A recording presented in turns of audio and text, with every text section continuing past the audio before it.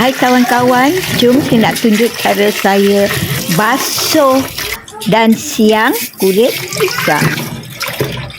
Okey, ini cara kita nak kupas kulit pisang. Okey, sebenarnya ni kulit dia ni kita boleh rebus sekali tau kalau kita nak. Pastikan terus rendam dalam air supaya dia tak lebam dia kehitaman kan. Macam tu kan. Lepas tu kita potonglah. Okey, lepas ni kita celur ya. Supaya nanti bila kita celur ataupun kita rebus buah pisang ni, kita masak buat gulai tak adalah dia rasa kelat ya. Bismillahirrahmanirrahim.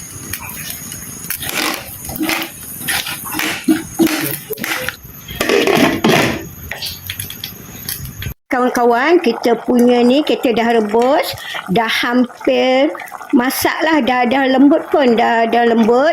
Dah lembut, bolehlah kita tutup api, kemudian kita toastkan dia, kita buang air ni, kemudian barulah kita boleh masak gulai. Okey kawan-kawan, jumpa lagi di video yang akan datang. Bye.